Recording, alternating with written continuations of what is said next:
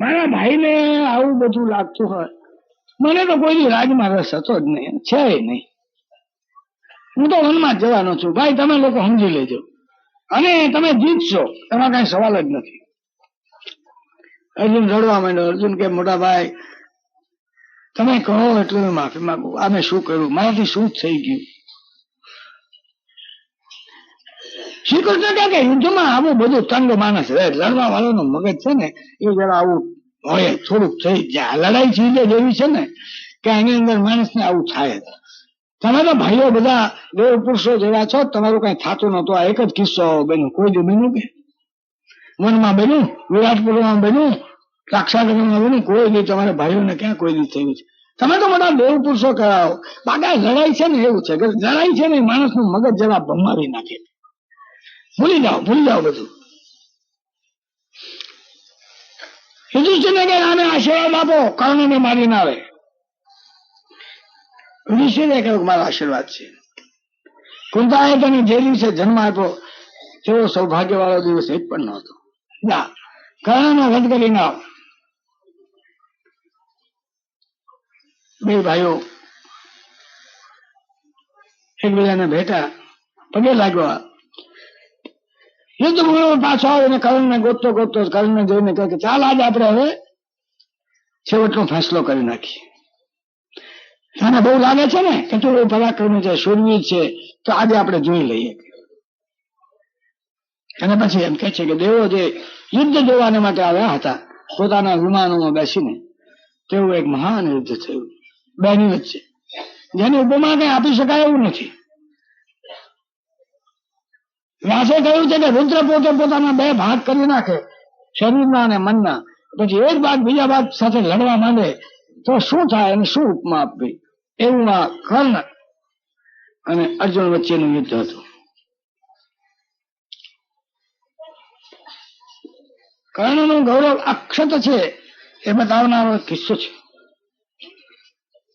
તક્ષક નાગનો વંશજ અશ્વસેન, જે આ ખાંડવના આ વખતે સલામત નીકળી ગયેલો નાનું બચ્ચું હતો, એ આયુધના ખબર આવ્યા એટલે આવેલો.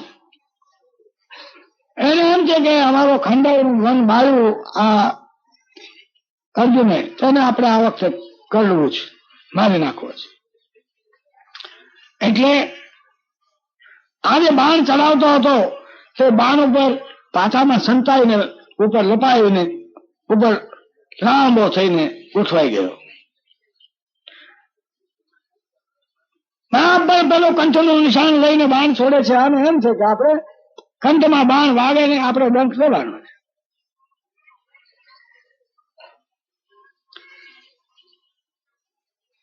અહીંયા બાણ છૂટું ને બરાબર અર્જુનના કંઠમાં વાગે એમ. શ્રી કૃષ્ણ જોયું છે ઉપર અશ્વસેન બેઠો છે આ બાણમાં. અર્જુનને કઈ ચેતવવાનો વખત નથી. એકદમ ઘોડાને બહારી દીધા, ઘોડાને ગોઠણ પર કરી દીધા અને બાણ જે કંઠમાં વાગવાનું હતું તે અર્જુનના ઉપરની મુગટ લઈને ચાલી ગયું. અશ્વસેન ફૂફારા મારતો નીકળી ગયો.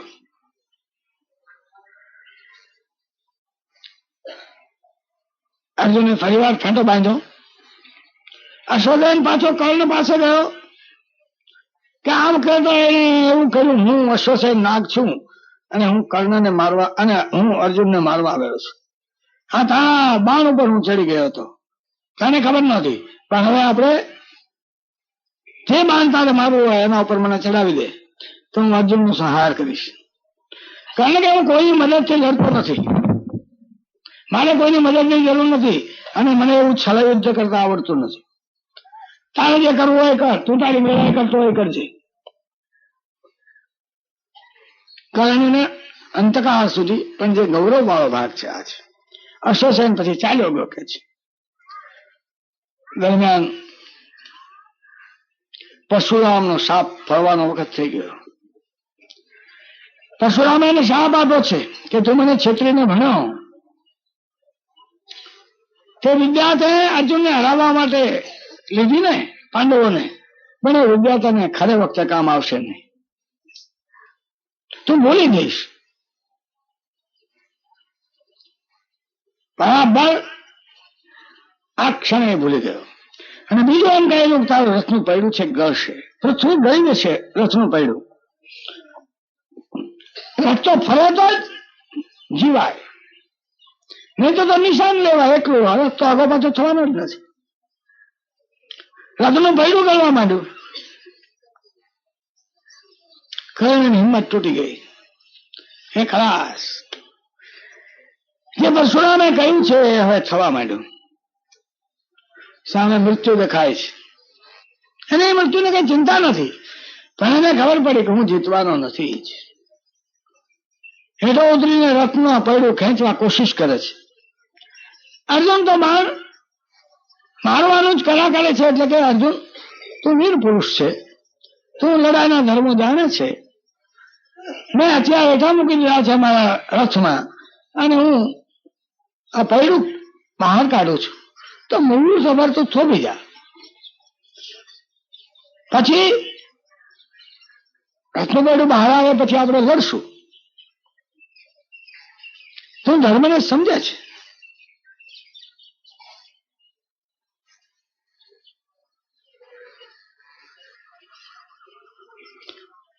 અર્જુન જરા થંભી ગયો.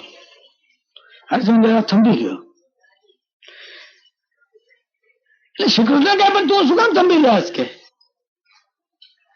કર્ણને કે આજા તને અત્યારે ધર્મ સાંભળ્યો? પાપ્યા લોકોને જયારે મળવાનો પ્રસંગ આવે ત્યારે ધર્મ સાંભળતો હોય છે.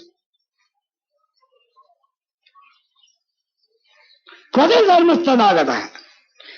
જયારે તું દ્રૌપદીને આવા વેણ સંભળાવતો હતો વેશ્યા વેશ્યા કહીને, તું તારે છઠ્ઠોપતિ ગોતી લેવું તું કહેતો હતો, કોને ધર્મ સ્થળાગત.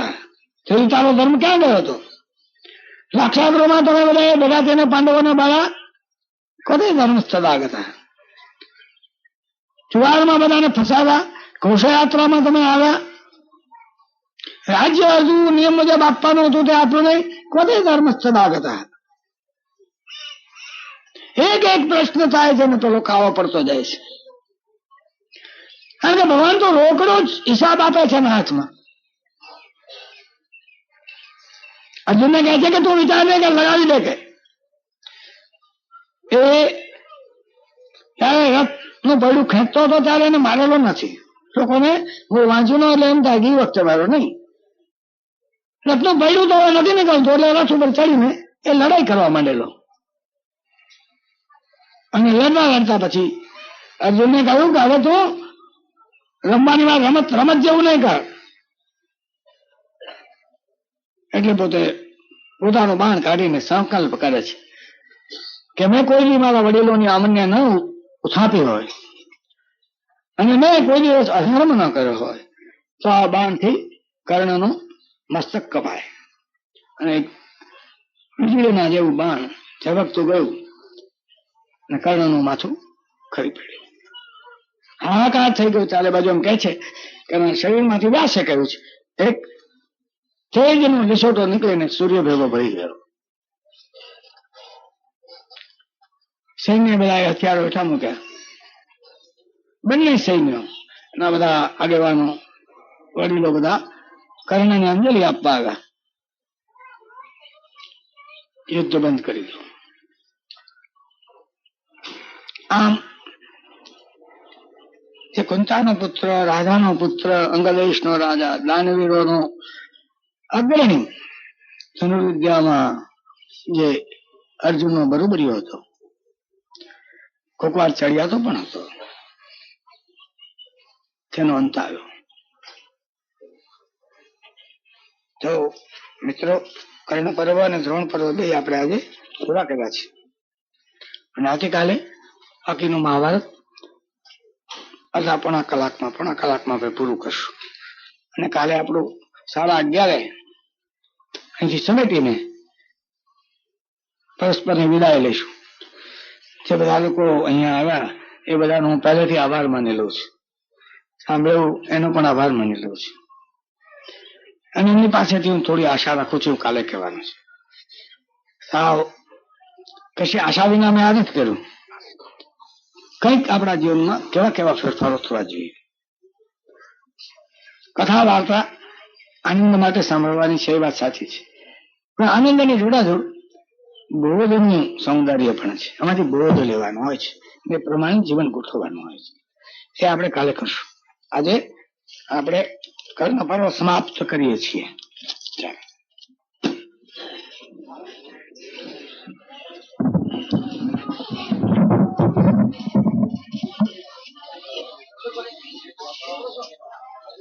પરાશર પુંડરીક વ્યાસાંબરીશ શુક શૌનક વિશ્વદારન રુક્માંગલાર્જુન વશિષ્ઠ વિભીષણાદિ પુણ્યાનિમાન પરમ ભાગવતાન સ્મરામિ. સંતોનું સ્મરણ આપણે પહેલા કરીએ છીએ. આ બધા નામો સાધુ સંત પુરુષોના છે, ભગવાનનું નામ અમારે કે નથી. એનું કારણ એ છે કે સંતો ભૂમિ તપસા ધારયંતી. આ સૃષ્ટિ જે ટકી રહી છે તેનું કારણ સાધુ સંતોનું જીવન અને આચરણ અને ઉપદેશ છે. આ પૃથ્વી ટકી રહી છે તે ગ્રેવિટેશનના કાયદાને લીધે નહીં. જે સૃષ્ટિ સાથે આપણને સંબંધ છે તે તો એક જ તત્વ ઉપર ટકી રહી છે, ગુડનેસ, શુભ, ભલાઈ. તો આ સંતો ભલાઈનું આચરણ કરવા માટે ઘણા કષ્ટો વેઠે છે. એટલે કહેવાયું સંતો ભૂમિ તપસા ધારયંતી. ભગવાનનું સ્મરણ કરવાની માટે સંતોનું સ્મરણ પગથિયું છે.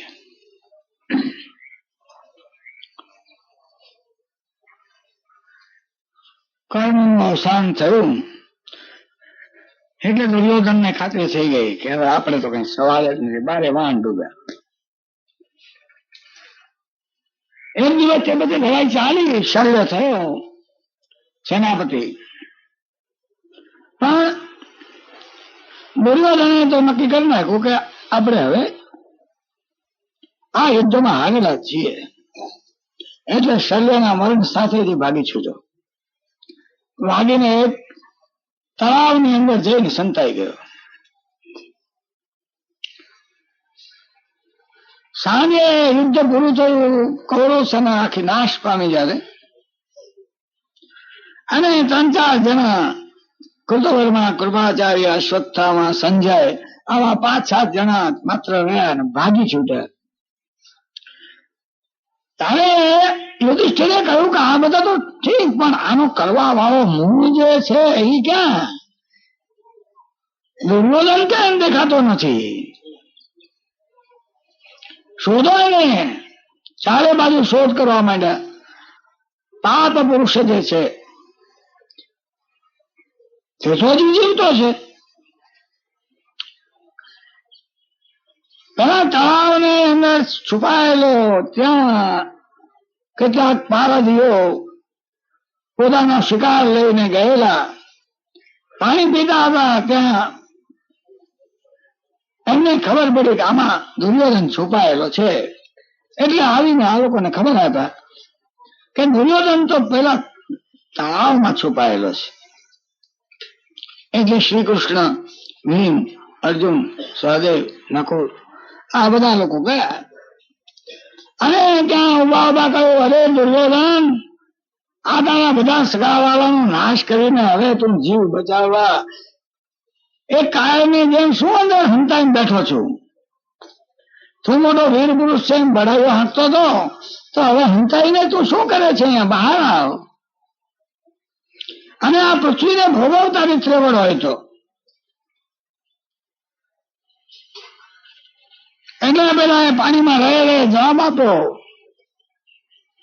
કે હું બહુ થાકી ગયો છું, હું કઈ બીતો નથી તમારાથી, પણ થાક ખાવા માટે પાણીમાં હું સંતાયો છું. સારા ને રુજુ માણસો પોતાની ભૂલ કબૂલ કરી પાપ મુક્ત થાય છે, અને એ દુષ્ટ લોકો ભૂલ કબૂલ ન કરે એની દુષ્ટતા જતી જ નથી. તો આ ભૂલ કબૂલ કરતો નથી.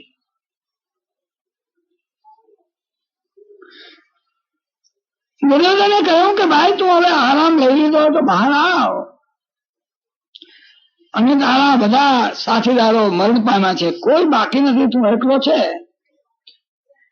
તો આ હું એકલો છું, હવે શું કરું? તમે તમારે પૃથ્વી ભોગવો, મેં તમને પૃથ્વી આપી દીધી એમ માનો, મારે પૃથ્વી જોતી નથી, તમે લો, હું તો ચાલો રહીશ વનમાં.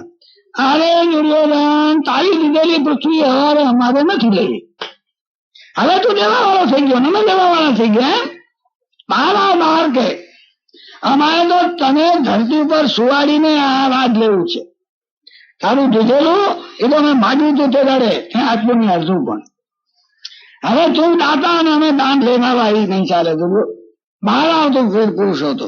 તો કે હું આવીને શું કરું? મારે તમે 5 જણા કેમ લડવું? અરે કે ચાલ તો ખરો, તમે એક જણની જોડે લડજે.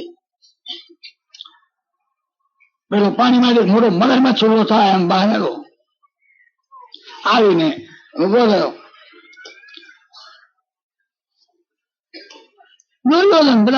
દુર્યોધન જેટલો કુટિલ છે એટલા ધર્મરાજા સરળ માણસ.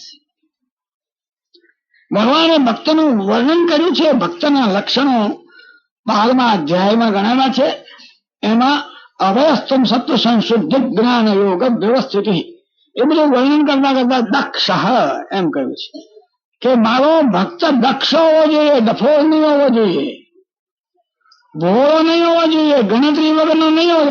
ફરજ છે ભગવાન કરે, પણ ભગવાનનું કામ તકલીફ આપે? તું પેલા હિસાબ બની લે ને તારો. દક્ષ યુધિષ્ઠિર દક્ષ નથી. એટલે બધા તમે અમારા 5 જણી આવે તારે યુદ્ધ કરવું હોય કર, અને તું જો જીત તો અમે હારા, આ પૃથ્વી તારી. 5 એક જ મુકાબલો કરો. ભગવાન અર્જુન ને કહે છે કે હા તમારા ભાઈ રાજ્યને લાયક જ નથી, તમે રાજ નહીં ભોગવી શકો. કે આ શું પાછું કે યુધિષ્ઠિરે હવે નકુળાને ઇલેક્શન બાદશે તો શું થશે? આ તો તમે મોટો સમુદ્ર તરીને ખાધો છે, આમાં ડૂબી જવાના. પણ દુર્યોધન કે મારે ભીમ સાથે બધા યુદ્ધ કરવું છે. ભીમ કે એ તો હું ક્યારનો ઝંખા કરું છું. ચાલ તૈયાર થઈ ગયા. બંને જણા બલરામના શિષ્યો, બંને બલરામ પાસે ગદા યુદ્ધ શીખેલા. એ બલરામ આવી ચડે છે, પોતાના 2 શિષ્યોને ગદા યુદ્ધ કરતા જોઈને ઉભા છે કે હું જોઉં છું કે તમે મારી શિક્ષા કેવી રીતે ઉજાળો છો. આ ગદા યુદ્ધ ચાલ્યું એકબીજાના ઉપર, ઘા પડઘાવ ચાલ્યા. પડે ઉભો થાય, પડે ઉભો થાય. ભીમ છે એ સમર્થ છે, પણ દુર્યોધન કુશળ છે, એમ શ્રી કૃષ્ણ કહે છે. એને કહે કે આ છે ને એ ભીમ ભેગો થાકી જશે, એને ભાઈ તો ઈશારો કર કે એની જાંગ ઉપર મારે. એની પ્રતિજ્ઞા છે કે હું તારી જાંગ તોડીશ, એટલે એમાં કઈ ખોટું થશે નહીં. અને અર્જુને ઈશારો કર્યો કે ભીમ હવે રમત મૂકી દે એને પાડી દે. અને ભીમે ઉછળીને સાથો ઉપર ગદા મારી. સાદો ભાંગી ગયા, પડી ગયો હેઠો. કોઈ મોટો અજગર છુંદાઈને જેમ પડે એમ પડ્યો.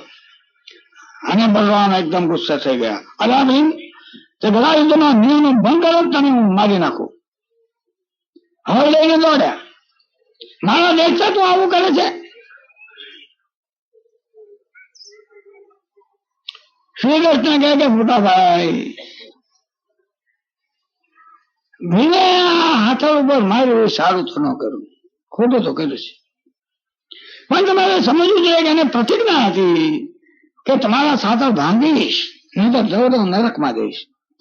એને દ્રૌપદીને પોતાની ડાબી જાન બતાવેલી, આથી વધારે બીજી નિર્લજતા શું હોય? અને આવા નિર્લજને કેમ સજા ન થાય આવી?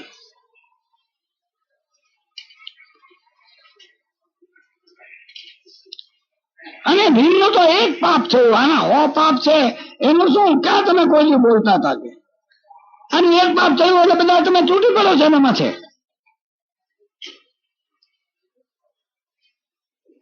બધામ કે તું આવો ને આવો છે કે મારે હવે શું કરવું?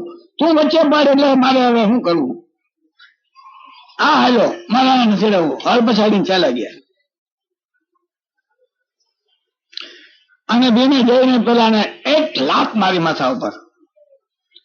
લેતો જાગે. તું એમ માનતો હતો કે તને કોઈ આ જગતમાં કોઈ કહેવા વાળું નથી એમ તું માનતો હતો ને?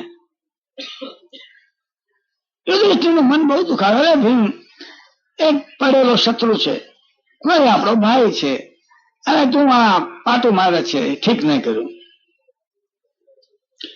આમ કાળી એની તૂટી ગઈ હોય કોઈ અજગરની, અને પછી ઉભો થાય, હાથને ટેકા આપીને ઉભો થયો. ક્યાર સુધી ઊંચો થઈને કે રવા દે હવે બાપા યુધિષ્ઠિરને કે મોટો ધર્મિષ્ઠ નો દેખાવ કરે છે, અને એને મને પાટો મારી તો હું થઈ ગયું, મરી ગયા પછી તો મારા માથાને શિયાળ ખાશે, તેથી હું થઈ ગયું પરાક્રમ મોટું કે તમે બધા ધર્મના પૂતળા ગંભીર લોકો છો. ભીમે મને અત્યારે પહેલી વાર આવું કર્યું છે. તમે ભીષ્મને આવી જ રીતે મારા, દ્રોણને આવી રીતે જ મારા, કર્ણને આવી રીતે જ માર્યો, જયદ્રથને આવી રીતે જ માર્યો. તમે બધા ધર્મના ગંભીર પૂતળાઓ છો.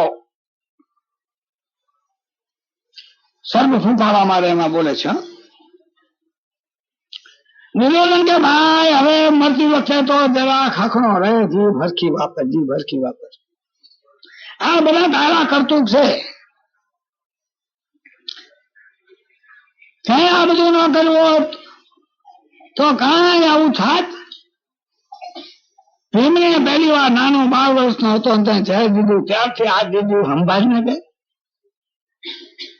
હું તો હતો જ અધર્મી. તમે બધા ધર્મ ધર્મ કરતા હતા એટલે તમે આ ધર્મના ગંભીર માણસો છો. અમે તો ચોખ્ખે ચોખ્ખું કહે છે અધર્મી છે. લ્યો હારી વાર હારી હાથમાં છે, થાય કરી. હવે નફટ ને હું ભાઈ? અરે ભાઈ જે થયું હવે તને મૃત્યુ આવ્યું તો આ બધું નો બળતરા કર, તારા પાપ સામે જો. ભગવાન યુધિષ્ઠિરને કહે, બહુ સરસ વાક્ય છે કે યુધિષ્ઠિર ચાલો આપણે હવે ઘરે જઈએ. ફૂંકા લાકડામાં કોઈ કૂંપો ફૂટે નહીં. આ તમારો ભાઈ છે ફૂંકું લાકડું છે ને, ઉગરે દેવાનું કઈ અર્થ જ નથી. ચાલો એમ કરીને બધા છાવણીમાં આવ્યા. કારણ છાવણીમાં 8 દિવસ સુધી એવું કે યુદ્ધમાંથી પાછા આવ્યા પછી ભગવાન પહેલા રથમાંથી હેઠા ઉતરે. કેટલા બધા એક ભારે એવા સૂચનો કર્યા છે એને. કોઈ મોટા કવિને સૂચવ્યું. જેમ એને યુધિષ્ઠિર ખોટું બોલ્યા ત્યારે એટલું જ કહ્યું કે બોલ્યા પહેલા 4 આંગળ એનો રથ ઊંચે ચાલતો હતો, પણ જેવું ખોટું બોલ્યા કે સ્વસ્થામાં હતા એના પૈડા જમીનને અડી ગયા. બસ એક વાત સાદી, પણ એ સૂચનની અંદર આવી ગયું કે યુધિષ્ઠિર ખોટું બોલે તો એને પણ કોઈ કર્મ છોડતું નથી. એમ રોજ ભગવાન હેઠા ઉતરે અને અર્જુનને હાથ આપીને નીચે ઉતારે, જેમ ડ્રાઈવરો શેઠને માટે બારણું ખોલે છે. આ છેલ્લે દિવસે અર્જુનને કહ્યું, અર્જુન તો ઉતરી ગયા ભાઈ. અને નવાઈ તો લાગી, રોજ તો આમ નથી, આજ કેમ ભગવાન કે છે આમ? પણ કે ઠીક છે ચાલો, એ તો ઉતરી ગયો. એ ઉતર્યા એટલે ભગવાન હેઠા ઉતર્યા. એક ક્ષણે આખો મોટા શિખર જેવો એનો રથ ભર ભર ભર ભર ભર ભરવા માંડ્યો. 2 ક્ષણમાં તો બોલીને ભસ્મ થઈ ગયો. જોયું આ શું? તો આટલા માટે તને એટલો ઉતાર્યો કે નહીં તો તું બોલી ગયો હતો. પણ કે આટલાથી તો મેં યોગ બળે ટકાયો હતો. બાકી ભીષ્મના અને દ્રોણના મંત્રિત બાણો આગળ આ તારો કેવી રીતે ટકી શકે? એ તો મળતો જ હતો. હવે આપણે કઈ કામ નથી રહ્યું એટલે બળવા દીધો મેં.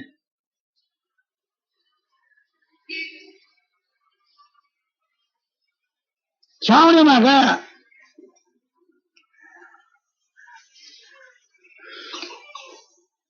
ભગવાને કહ્યું કે આવતીકાલે આપણે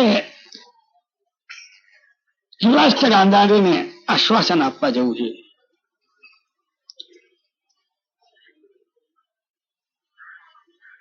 એના 100 પુત્રોને આપણે માર્યા છે, પાંખ વગરના પંખી જેવા થઈ ગયા છે.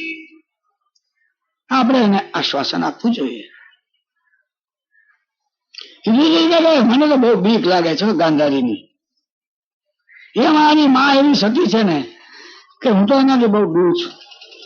તમે જો કહો તો સાથે અમે આવીએ તમારા આશરે આશરે. હા હા કે હું આવું છું ને, ચાલો ને. કહેવાયો સંજયને મોકલ્યો કે જા જઈને તું કહે કે આવતીકાલે અમે આવીએ છીએ. ધૃતરાષ્ટ્રને જઈને સંજયને ખબર આપા દુર્યોધન છે, એની જાન તૂટી ગઈ છે, એને મરવા પડ્યો છે. ધૃતરાષ્ટ્ર બેભાન થઈ ગયો, વેળોપાત કરવા માંડ્યો. લાંબો વેળોપાત છે. વિદુર અને વ્યાસે આવવું પડ્યું. કહ્યું કે ભાઈ આ તારા પાપે બધું થયું છે, હવે તું શું કામ અફસોસ કરે છે? અમે તો તને સમજાવવા માટે બાકી નહોતું રાખ્યું કે આ બધું ઝેરના ઝાડ વાવવા, એમાં કઈ ફાયદો નહીં. અને છતાં ત્યાં આમ કર્યું કે હા એ મને કહેતો તો હું પહોંચી વળીશ. કે એ તો કહેતો હતો પણ તારી અક્કલ ક્યાં ગઈ હતી? છે કેમ નહીં રોક્યો એને? તને પણ એ લોભ હતો કે મારો દીકરો એકલો આ પૃથ્વીમાં ચક્રવર્તી થાય.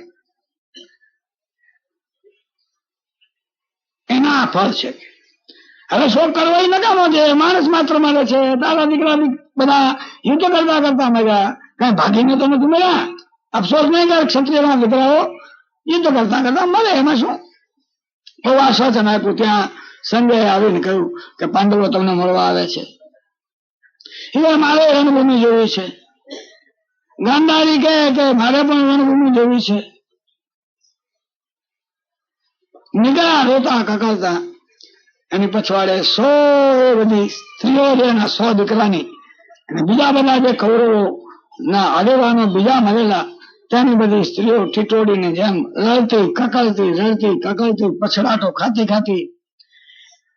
વ્યાસે શું અદભુત વર્ણન કર્યું છે. એક વસ્ત્ર એકાંબરા, આ બધી સ્ત્રીઓ એક વસ્ત્ર પહેરીને નીકળતી હતી. યાદ આવે જે જાણે એને કે દ્રૌપદી એ જ કહ્યું હતું કે ભાઈ હું રજસ્વલા છું, એક વસ્ત્રા છું, મને તો ન ખેંચી જા. તેવી દુશાસને એને કોઈ માન્યું નહીં. અને હવે એની બધી સ્ત્રીઓ એક વસ્ત્રા રડતી પછડાતો ખાતી ખાતી નીકળે છે. આગળ રસ્તે રોકાણા, ત્યાં પાંડવો આવ્યા. શ્રી કૃષ્ણ મોઢા આગળ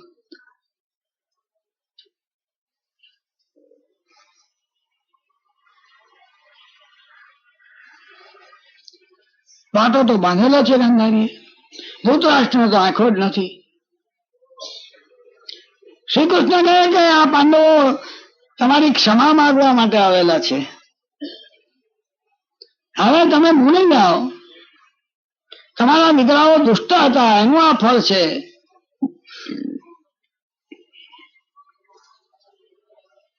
ગાંધારી કે ક્યાં છે રાજા? હવે ધૃતરાષ્ટ્ર રાજા નથી, યુધિષ્ઠિર રાજા છે. ક્યાં છે રાજા? એના અવાજની અંદર જે રોષ છે.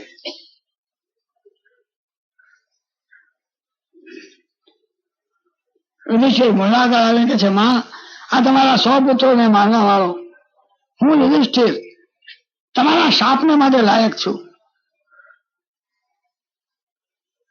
તમે મને શાપો એટલે મારા પાપ નાશ પામે.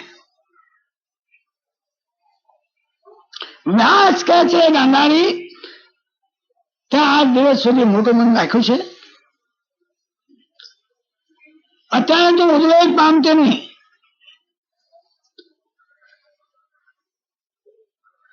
ગાંધારી એટલા માટે કઈ બોલતી નથી, પણ એનું દુઃખ છે. કેવું કેવું લાક્ષણિક જગતમાં કોઈ કવિએ આવું કહ્યું હશે એવું મને ખબર નથી. સામર્થ્ય કવિનું શું છે? રાઘવ સૂચિદાસ.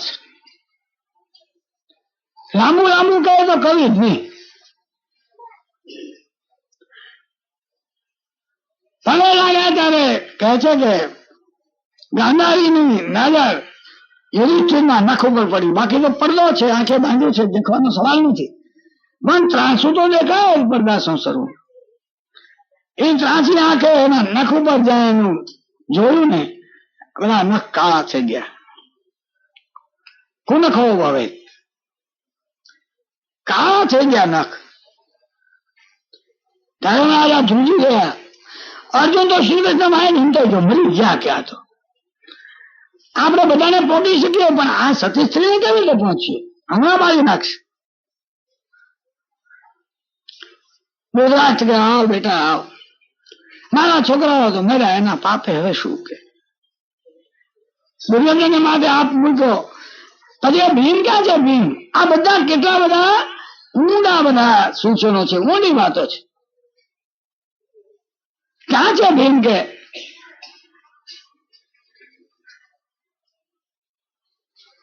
ભીમ પગે લાગ્યા જતો તો ત્યાં બેયને આંખો તો નથી ગણી ગણીને, એટલે ભગવાને એના જરા ઈશારો કર્યો, આંખો કઈ જાય ન જતો.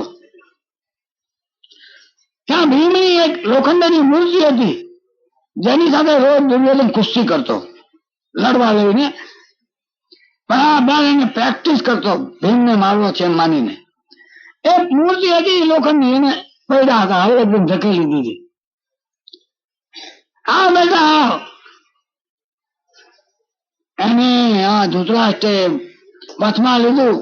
મારા હો દીકરાને મેં મારી નાખ્યા, એકે નો રહેવા દીધો એમ કરીને એવી ભેંસ દીધી ને. લોઢાની મૂર્તિ છે, બેવડ વળી ગઈ. અંગાના મોઢામાંથી લોહી રોકવા માંડ્યો. એને પાછો કે અરે મેં ભીમને મારી નાખ્યો, અરે મેં ભીમને મારી નાખ્યો. ક્રોધમાં મને કઈ ભાન ન રહ્યું, બહુ ખોટું થયું. ધૃતરાષ્ટ્ર કરી મલિન મૂર્તિ છે ને.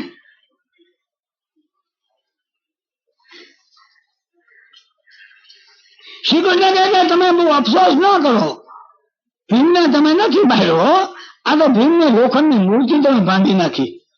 મને ખબર હતી કે તમારો ક્રોધ નીકળવા વિના રહેશે નહીં, અને તમે તો હો હાથીના બળવાળા છો, તો ભીમ ઉપર તમને ક્રોધ રહેવાનો નહીં, કદાચ કચરાઈ જાય એટલે મેં પહેલાથી લોઢાની મૂર્તિ મૂકી દીધી.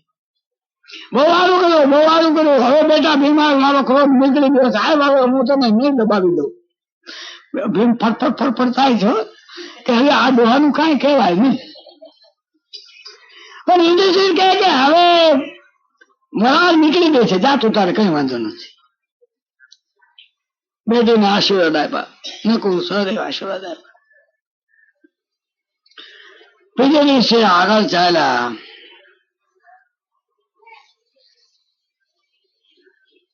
દરમિયાનમાં દુર્યોધન જ્યાં પડ્યો છે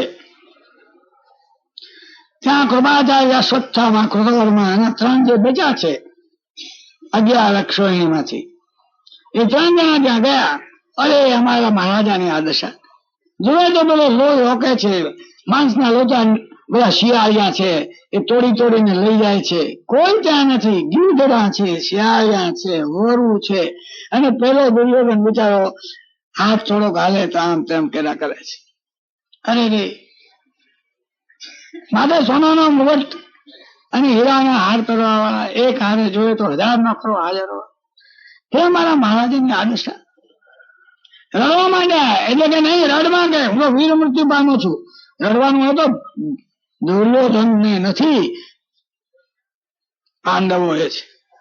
એક તો અધર્મ કર્યો, અને હું એને આ બધી વિધવાઓ આપતો જાઉં છું વારસામાં, એને જોઈ જોઈને આનંદ પામશે. કે પાંડવો નહીં સુખી થાય, કે હું એને વારસામાં બધું આપતો જાઉં છું, મને તો આનંદ જ છે. કે પણ એમ થાય છે કે હા એને અધર્મ કર્યો એ હું તમને કહી દઉં છું. હે આવું કર્યું ભીમે? અરે હા હા, કૃષ્ણ ઉભા હતા ને બધું કર્યું ને. કે એ બધા દંભીના પૂતળા છે, કે એના કરતા આપણે હાલ ચોકે ચોખ્ખું કહી દઈએ. બહુ ખોટું થયું. અશ્વત્થામા કહે કે હું મેં પ્રતિજ્ઞા લીધી છે કે મારા બાપને મારવાનો, ધૃષ્ટદ્યુમ્નને હું મારીશ. આજે રાતે હું જઈશ અને ધૃષ્ટદ્યુમ્નને પંચાલો અને જે આખું સૈન્ય બચ્યું છે બધાને હું મારી નાખીશ. આ હું પ્રતિજ્ઞા લઉં છું. દુર્યોધન કૃપાચાર્યને કે જાઓ સરોવરમાંથી પાણી લઈ આવો, અભિષેક કરો, આ મારો છેલ્લો સેનાપતિ છે.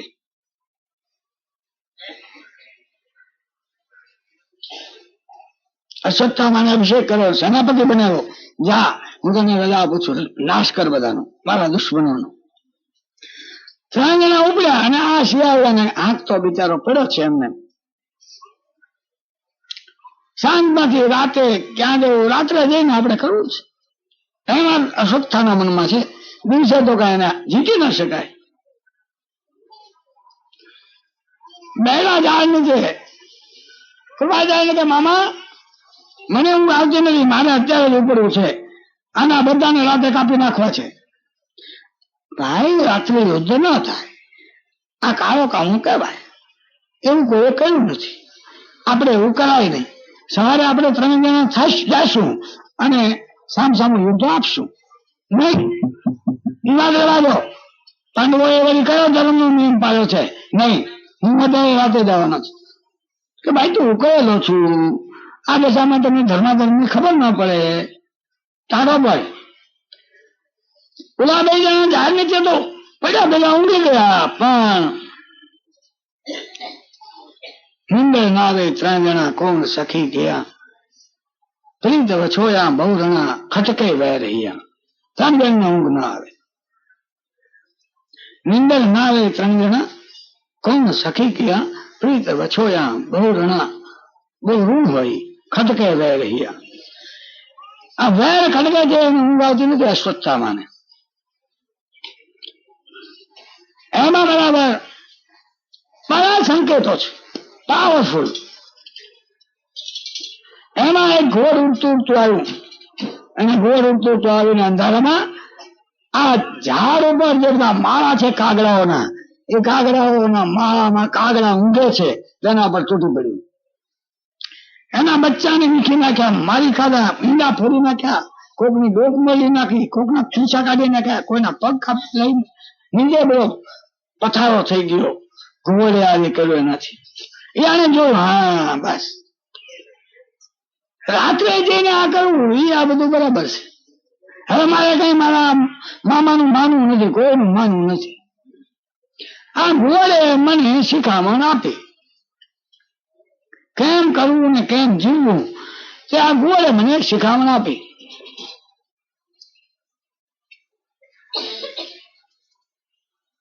મનુષ્ય જયારે પશુને પોતાનો ગુરુ બનાવે છે ત્યારે મનુષ્યત્વમાંથી પાછો પડે છે. કહેવાનું આટલું જ કે તમે માણસ છો અને તમે પશુને તમારો ગુરુ માનશો તો તમારો અવતાર આવી ગયો. મનુષ્યની વિશેષતા એ છે કે કેવળ ઇન્સ્ટિંક્ટથી ચાલતો નથી.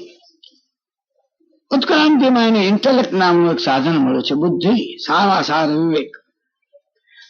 પશુને સવાલ હોતો જ નથી, કારણ કે એને બુદ્ધિ આપેલી જ નથી. પણ જયારે તમે પશુને તમારો ગુરુ બનાવો છો ત્યારે તમે પાછા જાઓ છો ઉત્ક્રાંતિમાં.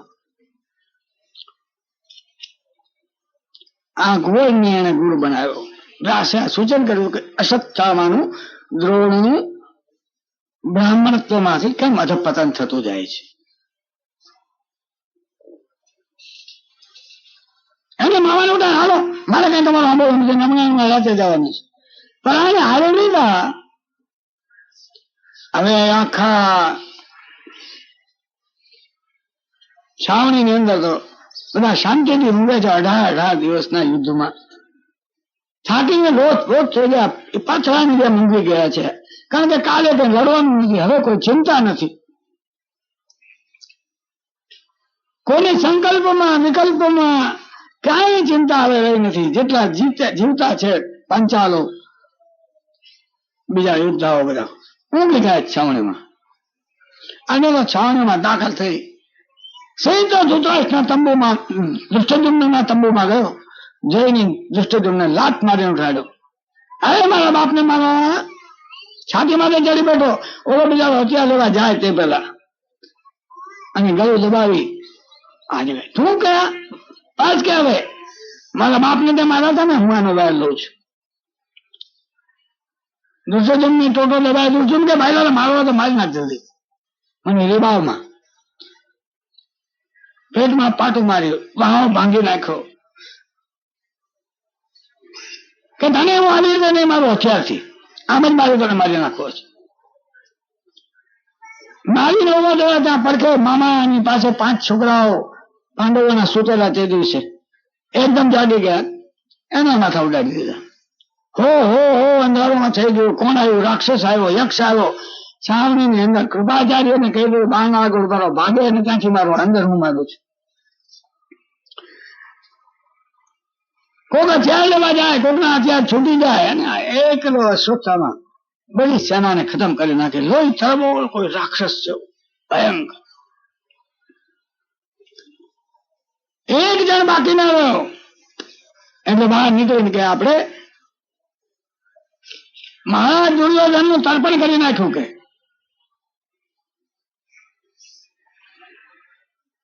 સીધા દુર્યોધન પાસે જઈને કે મહારાજ તમે હવે શાંતિથી તમારો લેહ છોડો. પાંચાળોનો અમે રાત્રે વધ કર્યો છે બધાનો, કોઈ જીવતો નથી. કોઈ પાંડવના વંશનો એક છોકરો ન રહ્યું. કે 5 છોકરા એના હતા. અભિમન્યુ તો મરાયો છે, ઘટોત્કચ મરાયો છે, ઈલાવાન મરાયો છે, ઉલુપીનો છોકરો પણ નથી. કોઈ એના વંશમાં આવે એવું નથી. બબ્રુવાહન છે એ કઈ આવવાનું નથી, કારણ કે એ તો અર્જુનની શરત છે કે છોકરો ત્યાં જ આપવો મણિપુરમાં. તમારો વંશ નહીં રહ્યો ને એનો વંશ નહીં રહ્યો.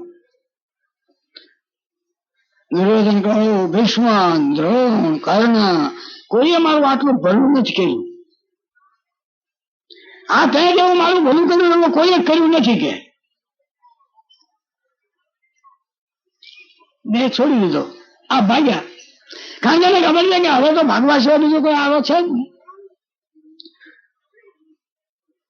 સવારમાં હો હા દેખાડો થઈ ગયો. આનો એક સારથી બચેલો દુર્યોધનનો એને પાંડવો જ્યાં સૂતેલા બીજે ક્યાંક આગે ત્યાં જઈને ખબર આપ્યા કે રાત્રે અશ્વત્થામાએ આવું નૃશંસ રાક્ષસી કૃત્ય કર્યું. બધા ઊંઘતા હતા, કોઈને ઓહાણ પણ નહોતું, આવું થઈ ગયું.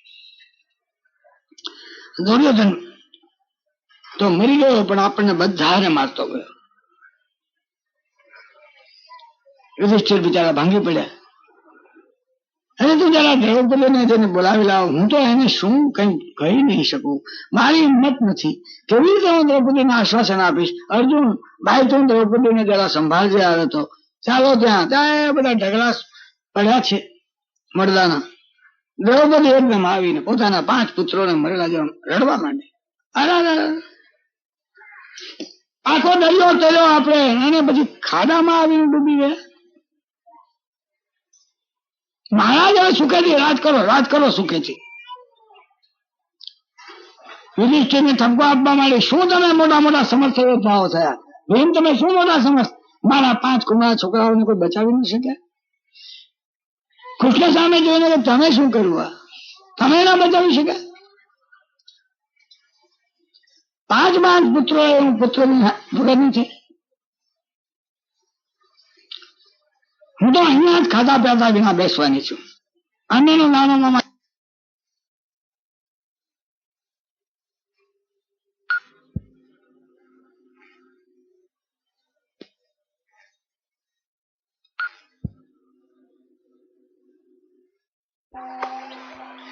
પૂતના એટલે અવિદ્યા, પૂતના એટલે અજ્ઞાન.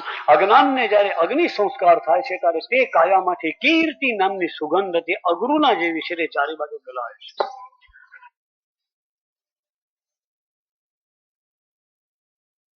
પેલો ભાગી વ્યાસ બધાને ભણાવે છે વેદ ઉપનિષદ એના શિષ્યોને, એમાં છાનામાનો બેસી ગયેલી. આ શેન પાસે આવવા માંડ્યા. પહેલાનો અવાજ સાંભળ્યો એટલે અશ્વત્થામાને થયો ભાગો. આ પ્રવચન ચાલી રહ્યા છે, એમાં માંડ્યો ભાગવા. ભીમ કે ઉભો રે, રથ કરતા હું વધારે દોડું. રથમાં ઠેકડો મારીને જાય એની પછવાડે શ્રી કૃષ્ણ ને અર્જુન આને બેનને જોયો કે હમણાં મને પકડશે અને એક જ મુઠ્ઠીનો ઘા, બીજી મુઠ્ઠી મારવી ન પડે.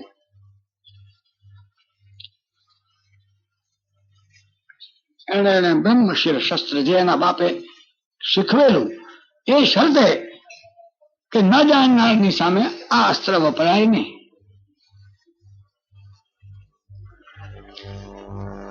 એને તો મંત્રીને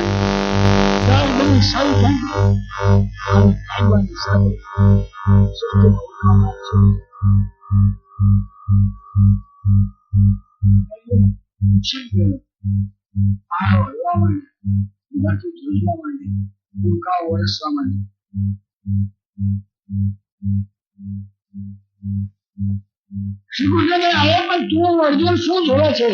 તું હવે આને બ્રહ્મશિર મૂક નહીં તો બધું ખરાબ થઈ જશે. ભગવાન તમે કહેતા તો મૂકવું, બાકી તો વાપરવાની ના પાડેલી છે. તો આપણે ક્યાં, આપણે તું સારો સંકલ્પ કરીને બ્રહ્મશિર વાપર, નહીતર તો આ સાફ થઈ જઈશું આપણે.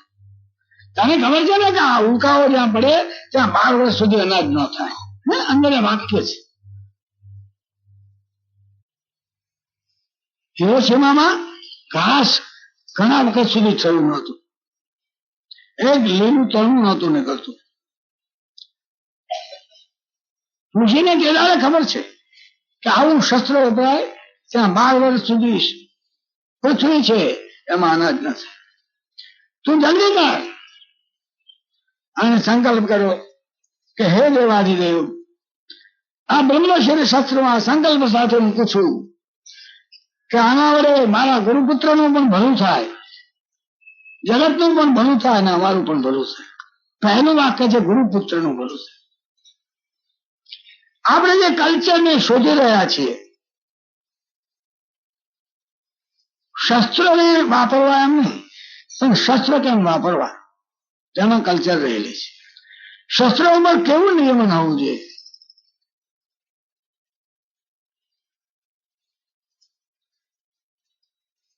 એમાં કલ્ચર રહેલી છે. એનું ભલું થાવ. 2 બ્રહ્મશિર અથડાયા, ખરવા માંડી ઉંકા અને આશ્રમમાંથી એકદમ વ્યાસ દોડતા આવ્યા. અરે પણ તમે બધા બેવકૂફ લોકો કેવા છો? તમે જાણતા નથી કે આ અણુશસ્ત્રો ન છૂટવા જોઈએ. તમે શું ધંધો માંડ્યો છો?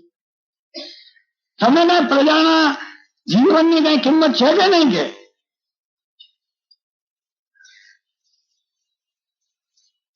હાથ જોડીને અર્જુન કે ભાઈ એને મૂક્યું, મેં તો રક્ષણ માટે મૂક્યું છે. મારે એનો નાશ નથી કરવો, કોઈનો નાશ નથી કરવો. તમે એનો પાછું ખેંચાવો તો હું પાછું ખેંચી દઉં ને. અરે દુષ્ટ બ્રહ્મ રાક્ષસ, તારા બાપે તને આટલા માટે આ શીખવ્યું હતું? ખેંચી લે પાછું. શું તમારે? મને પાછું ખેંચતા નથી આવડતું, મને ફેંકતા જ આવડે છે. અરે તારું સત્યાનાશ જાય, તારા બાપનું સત્યાનાશ જાય. જે શસ્ત્રને પાછું ખેંચતા નથી આવડતું એ કેવી રીતે તે છોડ્યું? એ કે હવે શું થાય? અર્જુન તું તારું શસ્ત્ર પાછું ખેંચી લે, હું એને હમણાં સમજાવું છું. આ બધું હળગે છે એ તો હવે બંધ કરો. અર્જુન કે ભલે જેવી આજ્ઞા, હું લઈ લઉં છું પાછું. પોતાનું બ્રહ્મશિર પાછું ખેંચ્યું. વ્યાસ કે જો એને ખેંચી લીધું તો હવે શું કરીશ?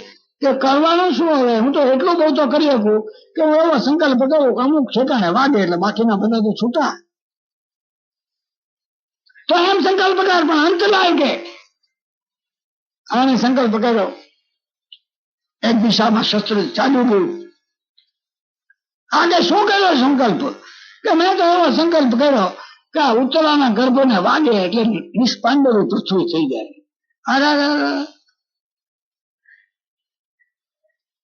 તારી અધમતા અહીં સુધી પહોંચી કે ગર્ભના બાળકને મારવા માટે તું આ શસ્ત્ર વાપરે છે.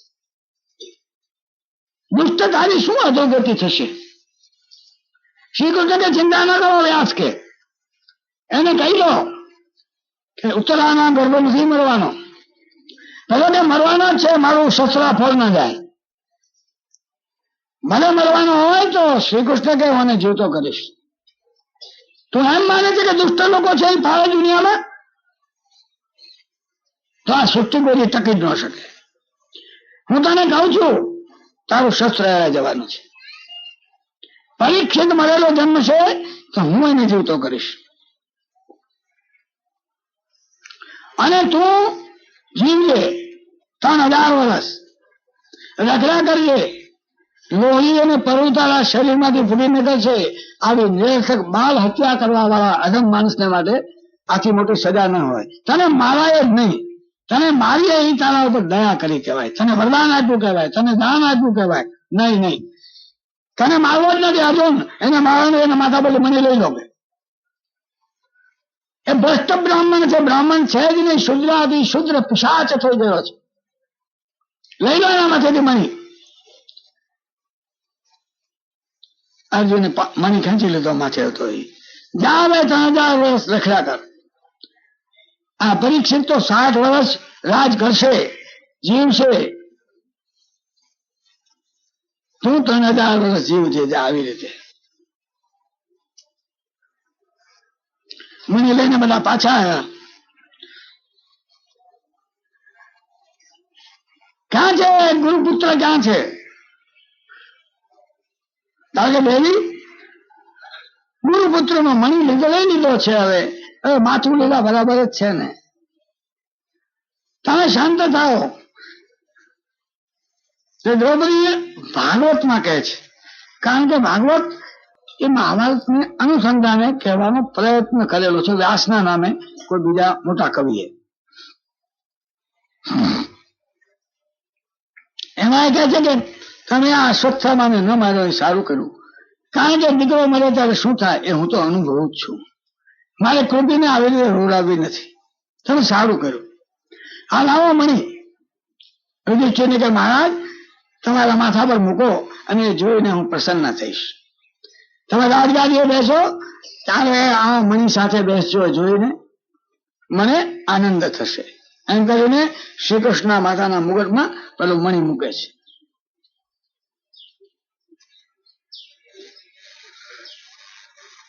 આપણે વાત અધૂરી મૂકી. એમ બીજા દિવસે આ લોકો કુરુક્ષેત્રના મેદાનમાં ગાંધારી વગેરે આવ્યા. ગાંધારીએ કહ્યું ધૃતરાષ્ટ્રને કે મેં તો કોઈ દિવસ આ પાટા છોડ્યા નથી, પણ હવે મને આ મારા મરેલા દીકરાઓને જોવા માટે એક દિવસ પાટા છોડવાની રજા આપો. પાટા છોડ્યા અને રણભૂમિ જોઈ. ગાંધારી બેભાન થઈ ગઈ. ચારે કોર મરદાના ઢગલા પડ્યા છે, લોહી જામી ગયા છે, હાડકા વિખરાયા છે, માથા રવડે છે, વાળ આમ તેમ ઉડે છે, ગીધડા બધાના માંસના લોચા લઈ જાય છે, શિયાળિયા ખાવા આવ્યા છે. અને આ બધી સ્ત્રીઓ કૌરવોના 100 પુત્રો જે હતા એની સ્ત્રીઓ કૌરવો, ભૂરિશ્રવા, જયદ્રથ, કઈ લોકો જે મહાયોદ્ધાઓ, સોમદત્ત, પાંડ્યનો રાજા, કલિંગનો રાજા, આ બધાની સ્ત્રીઓ ત્યાં પછવાડે આવીને પોતપોતાના પતિ, પોતાનો પુત્ર, પોતાનો પિતા બધાને શોધે છે. અને કોઈ તો જડ્યું એટલે ત્યાં બેસી ગઈ છે બાઈ. અરે તમે કેમ બોલતા નથી? તમારો હાથ ક્યાં છે? તમે મને કેમ હાથથી પંપાળતા નથી? અરે રે, રુદન આખું કુરુક્ષેત્ર રુદનથી ભરાઈ ગયું છે, બીજું કઈ સંભળાતું નથી. આ જોઈને ગાંધારી વિભોર થઈ જાય છે. એ કે છે અરે મારા 100 પુત્રોમાંથી એકાદને ટેકા રૂપ લાકડી રૂપ થવા પણ મારા એક દીકરાને ન રાખ્યો.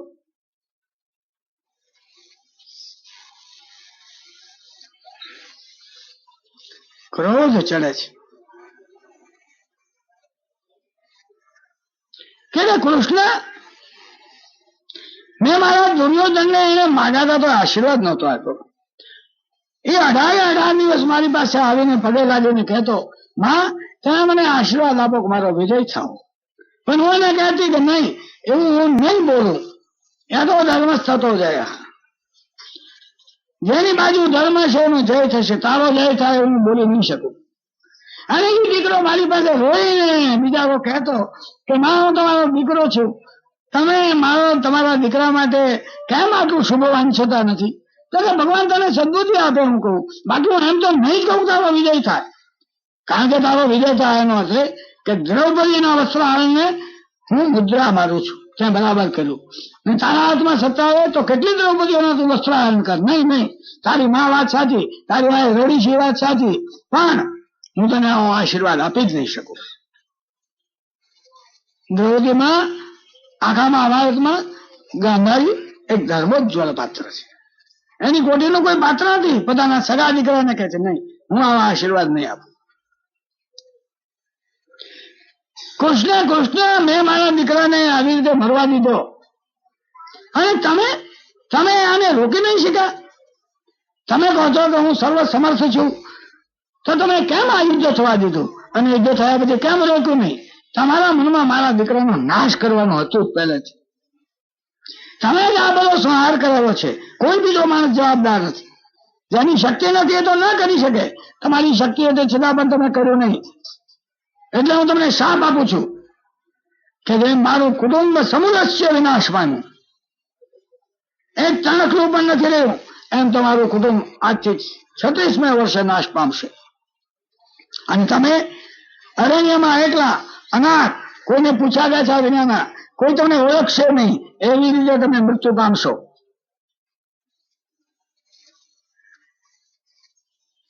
શ્રી કૃષ્ણ હસે જ, માં મહારાણી તમે જે શાપ આપ્યો હું માથે ચડાવું છું. તમારા વેણ નિષ્ફળ ન જાય એ હું જાણું છું, પણ હું તમને એટલું જ કહું છું કે આવું થવાનું છે એ મેં વિચારી જ રાખેલું છે. મારા પાંડવો, મારા જે યાદવો છે તેનો નાશ બીજા કોઈ કરી શકે એમ નથી. એ અંદર અંદર જ નાશ પામશે. જે થવાનું છે તમે બોલો છો. તમારો શાપ છે માટે થશે એમ નહીં, તે થવાનું જ છે. અને તમે બોલો છો હું માથે ચડાવું છું. પણ મારે તમને એમ કહેવું છે કે તમારા આ દીકરાઓ આટલા અધમ કૃત્યો કરતા હતા, તો તમે કેમ એને છોડીને ચાલ્યા ન ગયા? તમે માત્ર બોલીને બંધ રહ્યા. તેનું આ બધું ફળ છે. હવે તમે મને શાપ શું કામ આપો છો? હું તો આવ્યો તો તમને સંધિ કરવા માટે. મેં તો આવીને સભા વચ્ચે કહ્યું તું 5 ગામ આપો. ત્યારે તમે કેમ 5 ગામ ન અપાયા? અને હવે મને કેમ આવ્યા છો? ભગવાન એને દબડાવે છે ક્રોધ કરીને. તમારે ક્રોધ નહીં કરવો જોઈએ મારા ઉપર. આ બધાનું પરિણામ તમે એને ધૃતરાષ્ટ્ર છો. વિદુરે કહ્યું હતું, ભીષ્મે કહ્યું હતું, દ્રોણે કહ્યું હતું, અને હું તો ફક્ત 5 ગામ માંગવા આવ્યો હતો. ગંગાજી તમને આ શોભે નહીં. તમે શાપ આપ્યો એ તો બનવાનું છે, હું માથે ચડાવું છું, પણ તમને આ ક્રોધ નહીં શોભે. એકદમ બિચારી ગાંધારી ઢળઢળી પડ્યો. કૃષ્ણ પુત્ર વાત્સલ્યથી મારાથી આવું બોલાઈ ગયું. તમે મને માફ કરો. ના કે એમાં કઈ છે જ નહીં, તમે તો જે થવાનું એ બોલ્યા, એમાં શું થઈ ગયું?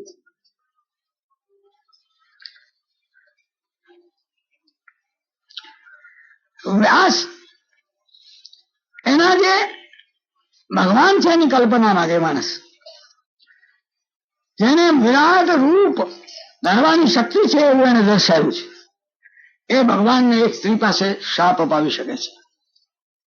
એ વ્યાસની ત્રાજવાની દાંડી કેટલી સમ છે, કેટલી નિષ્પક્ષ છે, અને કેટલું માણસના મનને જાણે છે કે આ ઉકેલ એમાં હોય, દીકરા મરી ગયા હોય, એ ન ઉકળે એવું બને જ નહીં. હો, એ ઉકળે જ. અને ઉકળાટ જે કવિ દેખાડી ન શકે એ કવિ નથી.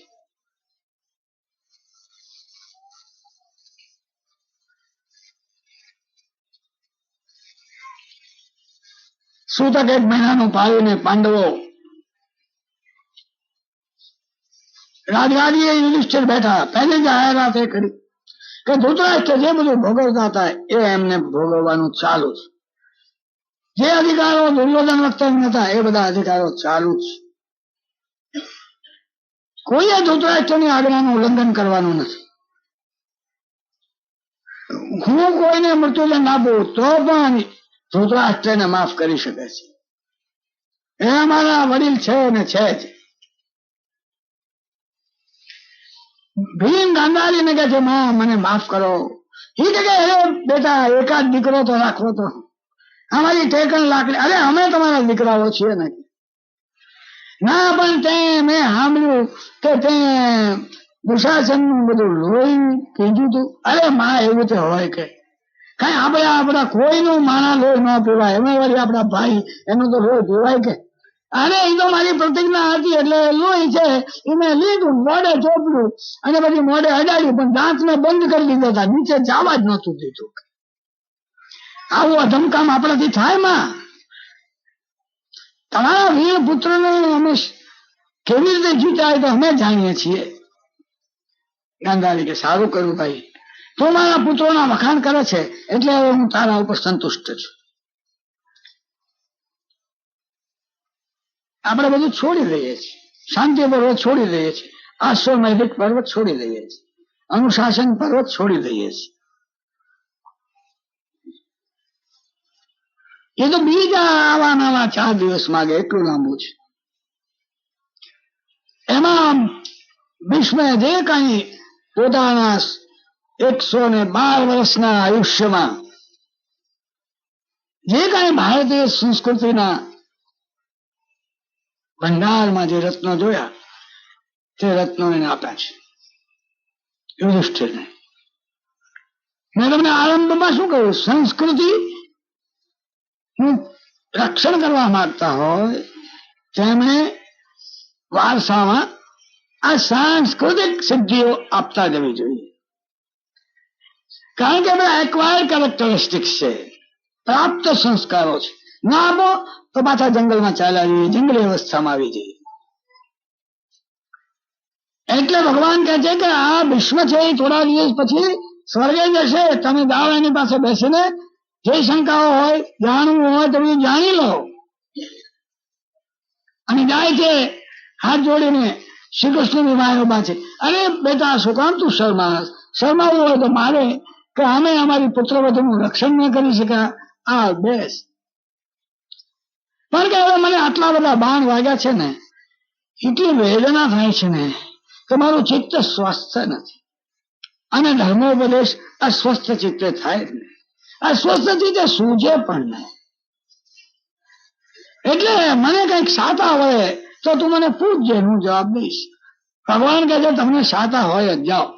આવતીકાલે અમે આવશું અને તમારું જે વેદના છે બાણની ઓછી થઈ ગઈ છે. બીજા દિવસથી બધી શાંતિ પર્વની બધી ચર્ચા ચાલે છે. કહેવાય નહીં બહુ લાંબુ છે. એક વાત કહીને ઈશારો હું કરવા માંગુ છું. એક પ્રશ્ન એવો કહે છે કે કયું રાજ્ય સારું? રાજ્યની ચર્ચા કરતા કરતા તો એમ કહે છે કે જે રાજ્યમાં વસ્ત્રાભૂષણોથી શણગારાયેલી સ્ત્રી યુવતી મધ્યરાત્રે એકલી જઈ શકે બિન રોકટોક, તે રાજ્ય વ્યવસ્થા સારી છે. યુવતી વસ્ત્રાભૂષણો વાળી મધરાત, તે વખતે પણ અભય છે. તુલાધારમાં આપણે શું છે? અભયદાન. તો કે રાજ્ય આવું અભયદાન આપ્યું એ રાજ્ય સારું. આના પરથી તમને ખ્યાલ આવશે કે ભીષ્મે કેવું કેવી વાતો કરી છે. 16 વર્ષ થવા રાજ્ય કરતા કરતા અશ્વમેધ યજ્ઞ પણ કર્યો. એ અશ્વમેધ યજ્ઞમાં પણ પાછી એક વાત આવે છે, એનો પણ મારે ઉલ્લેખ કરવો જોઈએ. બહુ જ્ઞાનની વાર્તા છે. યજ્ઞ થઈ રહ્યો, છેલ્લો દિવસ હતો, બધા જમીને હાથ ધોતા હતા, ત્યારે એક નવૈયો આવી અને આ લોકો જે હાથ ધોયેલા તેના કાદવમાં પોતાનું પડખું ઘસવા માંડ્યું. એનું અડધું અંગ સોનાનું અને અડધું સાદું. કે આ શું કરે છે? તો આપણે એને પૂછીએ કેમ અહીંયા આવ્યો છે, આ શું કરે છે? અંજલિ છાંટી વ્યાસે એટલે બોલ્યો યુધિષ્ઠિરનો આ યજ્ઞ ખોટો છે, ખોટો છે, ખોટો છે. વ્યાસને કેવી દ્રષ્ટિ છે? યુધિષ્ઠિરનો આ જે લાખોને જમાડેલો આખી પૃથ્વી દાનમાં આપી દીધી છે પોતે અશ્વમેધ યજ્ઞ પછી. અને વ્યાસે એને પાછી આપી છે વહીવટ કરવા માટે. તો આ કહે છે આ યજ્ઞ ખોટો છે, ખોટો છે. કેમ ખોટો છે એટલે આમ કેમ બોલે? તારે કે આ એટલે ખોટો છે, યજ્ઞ તો સાચો નૈમિષારણ્યમાં એક બ્રાહ્મણ ને ત્યાં હતો એ યજ્ઞ. શું કર્યું હતું એને? કઈ ને કઈ મહિનેદાર એક વાર ખાતો. આને એક દિવસે ત્યાં જઈ ચડ્યા એની તાંતીથી, તો પોતાનું ખાવાનું આપી દીધું.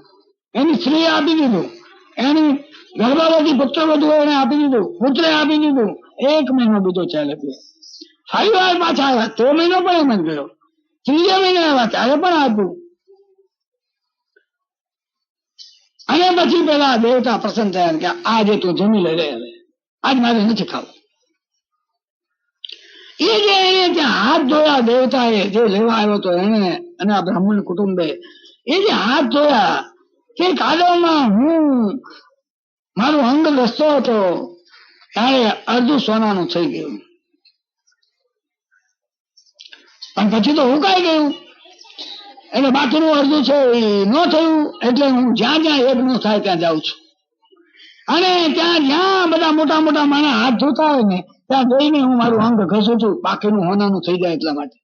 ક્યાંય થયું નથી. કે પછી મને સાંભળ્યું કે આમાં યુધિષ્ઠિર મોટો યજ્ઞ કરે છે અને તેમાં કૃષ્ણ આવવાના છે, વ્યાસ આવવાના છે. હું ત્યાં જાઉં નક્કી મારું અંગ અડધું હોનાનું થઈ જઈશ. ત્યાં અહીંયા આવ્યો અને હું આ ઘસા કરું છું ક્યારનો, પણ મારું રૂમાડું હોનાનું નથી થતું. લ્યો એટલે કહું છું કે આ યજ્ઞ ખોટો છે, ખોટો છે, ખોટો છે. સમગ્ર મહાભારતના અંત ભાગમાં કથા આવે છે. કોઈએ યજ્ઞ કરવાને માટે ધનિક થવાની જરૂર નથી. કોઈએ સત્કૃત્ય કરવા માટે રાજા થવાની જરૂર નથી.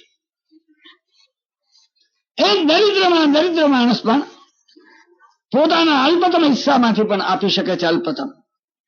અને એ જેવું ગણાય છે તેવું રાજા મહારાજાઓનું દાન ગણાતું નથી ભગવાનને ચોપડે. સ્પિરિચ્યુઅલ પ્રોગ્રેસમાં ડેમોક્રેસી છે. પોતાની શક્તિ મુજબ જે આપે છે ભાવનાની કિંમત છે. તેને માટે 10 લાખ રૂપિયા આપવા જ જોઈએ એવું કઈ નથી. જેની પાસે 1 રૂપિયો હોય તો 12 આપી દઈ શકે છે. તો પેલા ધન કરતા પણ એને વધારે આપ્યું છે. આ વાત સમજાવવા માટે અંત ભાગમાં આ કથા છે. યજ્ઞ થયા પછી 16મે વર્ષે ધૃતરાષ્ટ્ર કહે છે હવે મારે વનમાં જવું છે. બહુ વર્ષો રહ્યા, હવે મને જવા દો. તે લોકો વનમાં જવાના માટે નીકળે છે. કુંતી એની સાથે છે. કુંતીના ખભે હાથ મૂકો છે ગાંધારીના ખભે હાથ મૂકે છે ધૃતરાષ્ટ્રે. નગરજનોની પગે લાગીને માફી માંગે છે. મારા છોકરાઓએ બહુ ખોટું કર્યું, હું માફી માંગુ છું. હે નગરજનો, અમને રાજ કરતા ના આવડ્યું હોય તો માફ કરજો. બહુ ગદગદ થઈને કહે છે અને આ તમને સારો રાજા મળ્યો છે, તેના વશમાં રહેજો. જાય છે, કામની બહાર નીકળ્યા એટલે ભીમ છે, બધા લોકો છે, બધા પાછા વાળો. દ્રૌપદી છે, ચિત્રાંગદા છે, ઉલુપી છે, બીજી બધી કૌરવ સ્ત્રીઓ છે, બધાને પાછા વાળા છે. પછી યુધિષ્ઠિર કહે છે કે બા ચાલ હવે તું અહીંથી હવે આમાં પાછી વળ. બેટા હું તો એમની સાથે જવાની છું, હું પાછી આવવાની શું વાત કરસ? આટલા બધા વર્ષ તું દુઃખી થઈ, હવે જરા સુખી થવાનો વાળો આવ્યો ત્યારે તું ક્યાં વનમાં જાસ? તું તો રડવા માંડ્યો. ના માં, તો પછી તારે અમને અહીંયા લાવવા જ નતો દેતો, અમે વનમાં આવ્યા જ ના ગયા. માં હારે રહેવું એ સ્વર્ગ, બીજું વળી શું કે? આટલા બધા વર્ષ તું અમારી હારે નથી રહી અને હવે તું વહી જા. ના ના એવું નહીં કરો. ભીમ તો ઝૂકે ને ઝૂકે રડવા માંડ્યો. ના માં, આવું તો ન જ થાય. યુધિષ્ઠિર કે અરે માં, તો તે મને લડવાનું શું કામ કર્યું? અમે લડત જ નહીં. તું અમને એકદમ લડો એમ તું કયા કરતી હતી. અમે તારા કહેવા પ્રમાણે લડ્યા અને હવે તું મૂકીને વહી જા તમને. અરે બેટા, તમે એમ માનો છો કે આ પૃથ્વી ભોગવવા માટે હું તમને કહેતી હતી? નહીં, તમે ભિક્ષુક ન થઈ જાઓ, દરિદ્રની જેમ યાચના કરતા ન રહો, તમારા પિતાનો અધિકાર પ્રસ્થાપિત કરવામાંથી કાયર ન થઈ જાઓ, માટે આ બધું કહેતી હતી. મેં તો ઘણું ભોગવ્યું છે. અરે મારા પર તો કષ્ટ સિવાય શું ભોગવ્યું છે? નાના હતા ત્યારે લાક્ષાગૃહમાં આપણે વનમાં રહ્યા. ઈથી નાના હતા ત્યારે વનમાં રહ્યા, 12 વર્ષ અમે થયા ત્યાં સુધી. પછી લાક્ષાગૃહમાં, પછી અમે પાછા વનમાં ગયા. અરે માં, તું દુખિયારી છે, તું અમારી હારે રહે. બેટા યુધિષ્ઠિર, હું દુખિયારી છું એ વાત સાચી છે, પણ અમારા જેઠ જેઠાણી તો મારા કરતા દુખિયાના છે. 100 પુત્રો એના નાશ પામ્યા છે. કોણ એની સાથે રહે? દ્રૌપદી, તું આ પાંચેનું રક્ષણ કરી દે. સહદેવ નું ખાસ હો દીકરી. બેટા,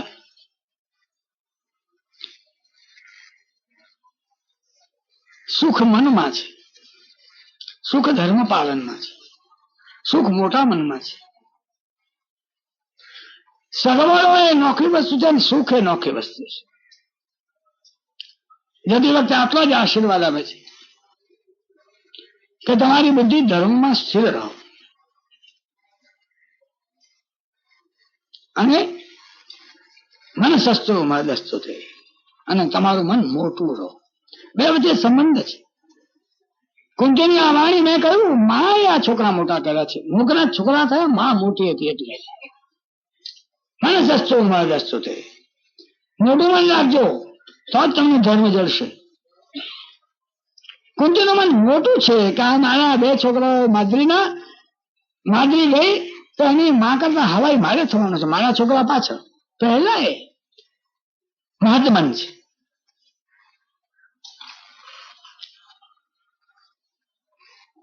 ધર્મની પ્રાપ્તિ સમજ મોટું મન થયા સિવાય આવતી જ નથી.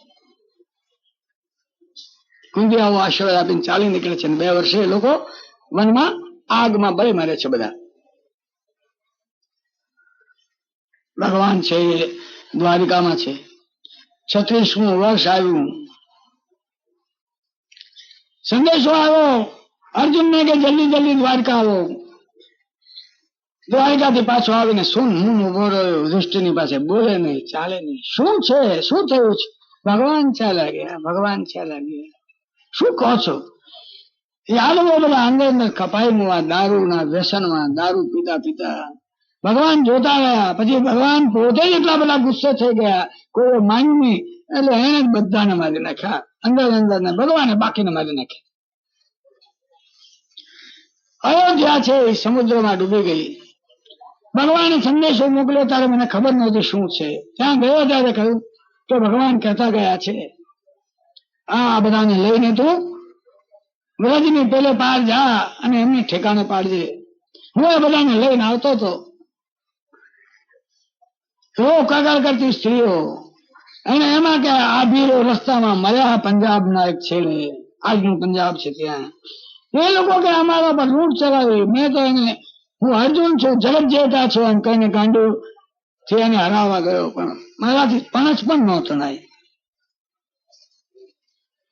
અરે હું દેખતો રહ્યો અને લાકડીઓ મારીને બધો લઈ લૂંટી ગયા. અને કેટલા બધા પ્રામાણિક છે પ્યાસ.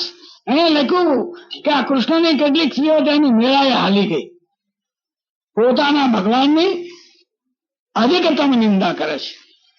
કેટલીક સ્ત્રીઓ તો એની મેળાએ હાલી ગઈ એટલે અસંતુષ્ટ હશે.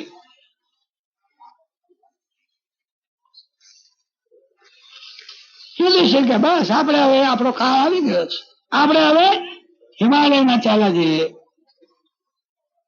પરીક્ષિત નાનો હતો હજી એટલે યુધિષ્ઠિરને બોલાયો, જે ધૃતરાષ્ટ્રનો વાણિયણથી થયેલો છોકરો હતો અને જે યુદ્ધ વખતે પાંડવોને પક્ષે આવી ગયો હતો. યુધિષ્ઠિરને બોલાવીને કહ્યું કે જુઓ કે આ યાદવોને તમે સ્થિર કરો વ્રજની અંદર, ત્યાં રાજ આપી દો એને, બાકીનું તમે સંભાળો. પરીક્ષિત મોટો થાય ત્યાં સુધી તમારા હાથમાં અમે સોંપતા જઈએ છીએ. સુભદ્રાને કે તું મોટો કરજે આને.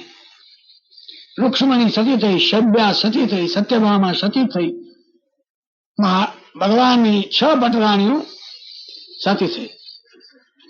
તેનો અગ્નિદાહ સંસ્કાર કરીને આ લોકો હિમાલયમાં જવા નીકળી પડ્યા. હિમાલયમાં જવા પહેલા એક વાર આખા હિન્દુસ્તાનને ચક્કર મારે છે. પાંડવોએ 3 વાર હિન્દુસ્તાન જોયું છે. આખા હિન્દુસ્તાનનું બિલકુલ યાત્રા વર્ણન છે એમનું. આ દેશ અને આ દેશવાસી એ બેની વચ્ચે પ્રેમ સંબંધ સ્થાપવામાં મહાભારતે કમાલ કામ કર્યું છે. હિમાલયમાં મરવા જવું છે તે પહેલા અંદાજ એકવાર આ દેશની નદીઓ, આ દેશના ડુંગરા, આ દેશના પહાડો, આ દેશના વનો, આ દેશના તીર્થો જોઈ લઈએ. એમને વળી સ્વર્ગમાં કેવું હશે નહીં હોય કોને ખબર છે. આ ભૂમિ આપણી રવિન્દ્રનાથે સ્વર્ગ હોય કે વિદાય નામનું અદભુત કાવ્ય લખ્યું છે. એના ભણેલા બહેનોને હું કહીશ એકોત્તર સતીમાં વાંચી જાય. તેમાં એવું પ્રતિપાદન કર્યું છે કે સ્વર્ગ એ પૃથ્વીની પાસે તુચ્છ છે. અદભુત કાવ્ય છે. તો પાંડવો પોતાની પૃથ્વીના દર્શન કરતા કરતા હિમાલયમાં જાય છે. બરફ ચડે છે. બરફના ડુંગરા વટાવતા વટાવતા પેલા દ્રૌપદી પડે છે, પછી નકુળ પડે છે, પછી સહદેવ પડે છે, પછી અર્જુન પડે છે, પછી ભીમ પડે છે. ભીમ પૂછતો જાય છે કે આ કેમ પડ્યા? અને ધર્મરાજા તટસ્થતાથી જવાબ આપે છે કે આનામાં આ વાંધો હતો, આનામાં આટલી ઉણપ હતી, આનામાં આટલી ઉણપ હતી, એટલે પડ્યા. દ્રૌપદીને એ કહે છે કે એ અર્જુનને વધારે ચાહતી હતી. મને શંકા છે જેટલું એને દુર્યોધન જેટલું એને યુધિષ્ઠિરને સાચું છે એટલું એને અર્જુનને સાચું નથી. શા માટે આ બોલ્યા એ હજી હું સમજી શકતો નથી. સેવા, શુશ્રૂષા, આમન્ય, આજ્ઞાન, ધીરજ બધું જુગારી જે એનો પતિ, એના પ્રત્યે એના મનમાં જેટલી લાગણી આદર છે તે અદભુત વસ્તુ છે. અને છતાં વાત કદાચ હોય કારણ કે અર્જુન બાણાવાળી હતો અને એને પેલા વળ્યો હતો, કદાચ હોય. પણ વ્યાસની પોતાની સહેલી વર્ણનમાં આખી જુદી જાતની છે મહાભારતમાં. ભીમ પ્રત્યે હજી એને છે કઈ કામ કોઈ ન પતાવે એમ લાગે તો ભીમ ને કે તમે મારી આશા પૂરી કરો. અર્જુન તો એને આમ તો પણ 3-4 સ્ત્રીઓને પરણ્યો એટલે મનમાં છે થોડું. સુભદ્રાને લઈને આવ્યો ત્યારે કે અહીંયા શું જઈને આવ્યા છો? જાઓ તમારી રબારણ પાસે, જાઓ તમે આયોરાની પાસે, તમારે અહીંયા આવવાની જરૂર નથી. તો પાંચાલી એ તો તમારી દાસી છે. હવે બધું સમજે કે બહુ દાસી ને નહીં દાસી કે લાકડાની ભારીને જયારે એક બંધ બાંધ્યો હોય અને પછી જયારે બીજો સખત બંધ બીજો પણ બાંધો ત્યારે પહેલો બંધ નબળો પડાવીને હૃદય ને અર્જુન. એટલે સુભદ્રાને તમે લઈ આવ્યા છતાં મારા તરફ એટલો પ્રેમ રહેશે એવું માનતી નથી. આવું એ કહે છે. અને અર્જુન કાંઠો પડીને બહાર નીકળી અને પેલી બેઠી છે ને કે જા મહારાણી ને નાસી દઈને જા, આ લુગડા બુગડા કાઢી નાખ, સાદા લુગડા પહેરી લે, મહારાણી છૂટા છે, જા ત્યાં જઈને મહારાણી પાંચાલી નમસ્કાર કર અને જોઈને કે હું તમારી દાસી છું. આ બધા લુગડા ન પહેરી જતી, આ બધા જળતા પહેરા છે કે એ સાદા લુગડા સાદા પહેરી અને દ્રૌપદીને પગે લાગવા. આવું કઈક એના મનમાં હશે. એની સાથે કૂતરો છે એ નથી પડતો અને કૂતરો આગળ ને આગળ ચાલ્યો જાય છે અડવડિયા ખાતા ખાતા છેક ઊંચા શિખર ઉપર જાય છે. ત્યાં આવીને ઊભું છે વિમાન. ઇન્દ્ર મોકલું છે, બેસી જાઓ મહારાજ. કૂતરાને કે ચડી જાઓ, ઉપર ચડી જાઓ, ઉપર ચડી જાઓ. એટલે તમે એને કૂતરાને ન બેસાડાય વિમાનમાં. કેમ ના બેસાડાય? કૂતરો અસ્પૃશ્ય પ્રાણી છે તો હું નહીં આવું. મોટામાં મોટું પાપ કૃતજ્ઞતા છે. કોકે આપણું આટલું કામ કર્યું હોય એ લક્ષ્યમાં ન લેવું એના જેવું પાપ સંસારમાં એક પણ નથી. આ કૂતરો બિચારો ઠેઠ મારી હારે આવે છે, મારા ભાઈઓ પડી ગયા, મારી સ્ત્રી પડી ગઈ, કૂતરો એ મને છોડ્યો નથી. આ બરફની અંદર હળવળિયા ખાતો બિચારો મારી હારે આવે તો એના પ્રત્યે કેવી રીતે કૃતજ્ઞ થવું? પ્રાણી છે એટલા માટે નહીં. એને પેલા બેસાડો તો આવીશ, નહીં જાઓ પાછા. આવો મોટો ત્યાગ સંસારમાં ઇતિહાસમાં સર્ગ વિસર્ગ ને આટલા બધા કેટલાય થઈ ગયા હશે, કેટલા પ્રલયો થયા હશે, કોઈ માણસે આવો ત્યાગ કર્યો નથી. તમારું સ્વર્ગ તમારા ઘરે રહ્યું. બરફના વાવાઝોડા વચ્ચે ઉભા છે કૂતરો ને બે, અને કૂતરો છે ધર્મ છે પ્રગટ થઈને કે છે બેટા તારી મેં અનેક વખત કસોટી કરી અને તું શુદ્ધ કુંદન નીવડ્યો છે, ત્યાં સીધા ચાલો આપણે સ્વર્ગમાં. સ્વર્ગમાં જાય છે અને ત્યાં જુઓ તો ઇન્દ્ર રાજાના દરબારમાં સોનાના સિંહાસન ઉપર દુર્યોધન છે, દુશાસન છે, દુર્મુખ છે, શકુની છે, આ બધી ગિલિન્ડર પાર્ટી બેઠી છે અમે. અને જઈને એને કહ્યું, ઇન્દ્ર આ બધા નાલાયકો અધમો કેવી રીતે સ્વર્ગમાં પેસી ગયા? બિલકુલ ન ચાલે. આ કે સ્વર્ગમાં પાપિયા કેવી રીતે હોય કે? અને દુનિયામાં અમે સંસારમાં પૃથ્વીના મૃત્યુલોકમાં અમે પાપિયાની હારે લડ્યા છીએ, તો સ્વર્ગમાં તો એના કરતા ઊંચો કાયદો હોવો જોઈએ. તમારે તો હવામાન છે ને અંધારો લાગે કેવી રીતે કરી ગયા નાલાયકો? ગુસ્સે થાય છે.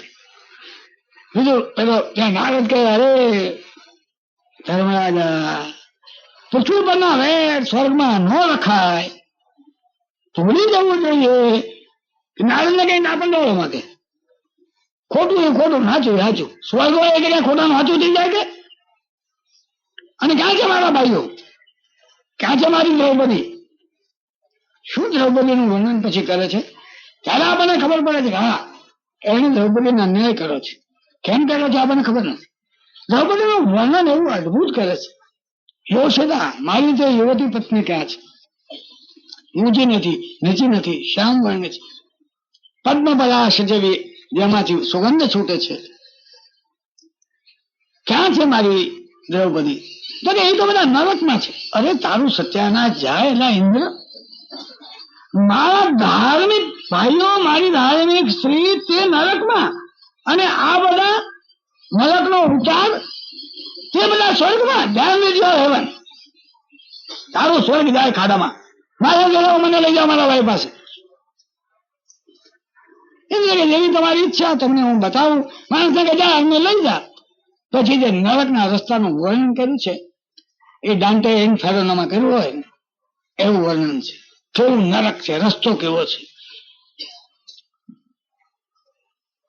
અને બરાબર નરકના કાંઠા ઉપર આવીને ઉભા છે. આખો રસ્તો છવાયેલો છે વીંછીથી, સર્પથી, મરેલાથી, હાડકાથી. દુર્ગંધ. એ બરાબર ત્યાં આવીને ઉભા છે. અને પછી કે જો આ નરક. અને કાને અવાજ આવે છે, ઓ હું ડૂબું છું, ઓ હું બળું છું, અરે મને મારે છે. આવું બધા અવાજો આવે છે. અરે રે, આટલી બધી પીડા આ જીવોને. ત્યારે હજી જાણતા નથી યુધિષ્ઠિર કે અહીંયા કોણ દ્રૌપદી છે, કોણ કર્ણ છે, એને ખબર નથી. એને આટલી બધી જીવોને પીડા એની બોલે છે. એટલે કે એની દયા એ કોઈ સગા માટેની દયા નથી. જેમ પેલા કૂતરા માટેની સહાનુભૂતિ છે, તે જ સહાનુભૂતિ અહીંયા છે. ગમે તે હોય, આટલું બધું દુઃખ. પેલો કહે છે કે આપણે અહીંયા બતાવવાનું જ હતું, માટે પાછા ફરો. વિચાર કરે છે ત્યાં અવાજ આવે છે, અરે ધર્મરાજા, તમે હવે પાછા ન જતા, તમે અહીંયા ઉભા રહેજો. કારણ કે તમે ત્યાં ઉભા છો ત્યાંથી સુગંધિત શીતળ વાયુ તમારા શરીરમાંથી છૂટે છે, જે એ આવી રહ્યો છે. એનાથી નરકમાં અમને થોડી શાતા વળે છે. તમે નહીં જતા. આવા અવાજો આવે છે. જા, દૂત પાછો જા, હું અહીં જ રહીશ. મારા ઉભા રહેવાથી જો આ દુઃખી જીવોને સાંત્વન મળતું હોય તો હું અનંતકાળ સુધી ઉભો રહેવા તૈયાર છું. કોણ છો ભાઈઓ તમે? હું દ્રૌપદી. અરે, હું અભિમન્યુ, હું ભીમ, હું અર્જુન, હું નકુલ, હું સહદેવ, હું કર્ણ. અરે આ શું? પૃથ્વીના ઉલટ પાલટ થઈ ગયું છે. બહુ અદભુત હાસ્ય કહ્યું છે. દાંતો નહીં કહી શકે, હોમર નહીં કહી શકે. કહું નથી, એ લોકોની હિંમત નથી, દર્શન નથી. કે છે જા તારા ઇન્દ્રને જઈને કે યુધિષ્ઠિર પાછા આવવાના નથી. તારા ઇન્દ્રને રિવોલ્ટ્સ અગેન્સ્ટ ધ ગોડ્સ. આ દેવતા, આ સ્વર્ગ, આવો અન્યાય કરવા વાળા મારા ઇન્દ્ર છે જ નહીં, મારા દેવતાઓ છે જ નહીં. જા તારા દેવ દેવતાઓને ઇન્દ્રને કહો કે હું ત્યાં પાછો આવવાનો નથી.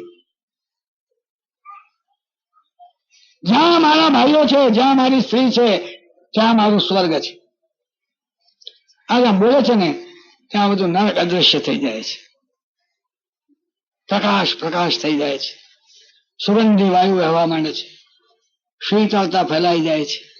ઇન્દ્રાદિ દેવતાઓ આવીને હાથ જોડીને કહે છે કે યુધિષ્ઠિર, આ તમારી છેલ્લી કસોટી હતી. તમારી કરુણાનો વિસ્તાર કેટલો અસીમ છે તમે જો, તમે ઉભા છો ત્યાં સ્વર્ગ છે. આ તો તમે એક વાર ખોટું બોલ્યા હતા એટલે તમને થોડોક નરકનો અજરાક લગરીક અનુભવ કરાવવો જોઈએ. પોએટિક જસ્ટિસ છે એટલે કરાવો. બાકી તમારા ભાઈઓ બધા સ્વર્ગમાં છે. ચાલો, ત્યાં બધા જોયા તો બધા દ્રૌપદી છે, ભીમ, નકુલ, કર્ણ બધાને ભેટે છે અને મનુષ્યનું સ્વર્ગ સુધીનું આરોહણ આમ પૂરું થાય છે. અને છેવટે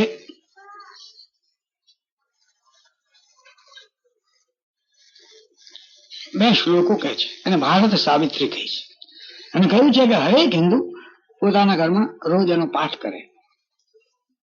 ઉર્દુલાહુમેશ નાત્ર કશ્ચિત શૃણોતિ મે, છેલ્લા બે શ્લોકો છે. ઉર્દુલાહુમેશ નાત્ર કશ્ચિત શૃણોતિ મે ધર્માદ અર્થશ્ચ કામશ્ચ સકિમર્થમ ન સેવ્યતે. હું ઊંચા હાથ કરી કહીને બધાને સમજાવું છું. વ્યાસ કહે છે કે ભાઈ, ધર્મ પાળશો તો તમારે ભૂખે મરવાનો વારો ન જ આવે. ધર્માદ અર્થશ્ચ કામશ્ચ, ધર્મ પાળશો એટલે તમારે સંસાર છોડી લેવાનો છે, સ્ત્રીને છોડી લેવાની છે એવું નથી. ધર્માદ અર્થશ્ચ કામશ્ચ, ધર્મ જરૂરી અર્થ અને કામ આપશે. કિમર્થમ ન સેવ્યતે, હું તમને બાવા થવાનું નથી કહેતો. જે આપણે વારે વારે પ્રતિપાદિત કરી રહ્યા છે કે ભદ્રમ કર્ણે વિષ્ણુયામ દેવા, કાન કાપી નથી નાખવાના, આંખો ફોડી નથી નાખવાની, ઇન્દ્રિયોને સુકાવી નથી દેવાની. રવિન્દ્રનાથે કહ્યું છે વૈરાગ્ય અમાર મુક્તિ નહીં, વૈરાગ્યમાં મારી મુક્તિ નથી. શરીર સૂકવી નાખવાવાળા, આંખ ફોડી નાખવાવાળા, ઇન્દ્રિયો કાપી નાખવાની એ મારો માર્ગ જ નથી. વ્યાસ પણ એ જ કહે છે ધર્માદ અર્થસ્ય કામ ચ સકમર્થમ ન સેવ્યતે ન જાતુ કામાન ન ભયાન ન લોભાત ધર્મમ તજે જીવિતસ્યાદેતો ધર્મો નિત્ય સુખ દુઃખત્વ નિત્ય જીવો નિત્યો હેતુરસ્યત્વ નિત્ય. આ ધર્મનું પાલન કરશો તો થોડું કષ્ટ સહન કરવું પડશે. સમજાવો નહીં. નિજાતુ કામાન ન ભયાન ન લોભાત, આ બધી લોભથી ક્યાંયથી આપણે સબળાઈ ન જવું. નજાતુ કામાન ન ભયાન ન લોભાત, ભય પામવો નહીં. નજાતુ કામાન ન ભયાન ન લોભાત ધર્મમ તજે જીવિતસ્યાદેતો, મરવું પડે તો પણ તકાવી રાખવી. ધર્મો નિત્ય સુખ દુઃખેત્વ નિત્ય, સુખ દુઃખ તો આવે છે ને જાય છે તડકા છાયા જેવા. ધર્મો નિત્ય સુખ દુઃખત્વ નિત્ય જીવો નિત્યો હેતુરસ્યત્વ નિત્ય. આ ભારત સાવિત્રીથી આપણે જે કહેવાનું છે તે પૂરું થાય છે. તમારા સૌનો હું ખૂબ ખૂબ આભાર માનું છું. કારણ કે વક્તાની છટાનો આધાર શ્રોતાઓ ઉપર પણ હોય છે.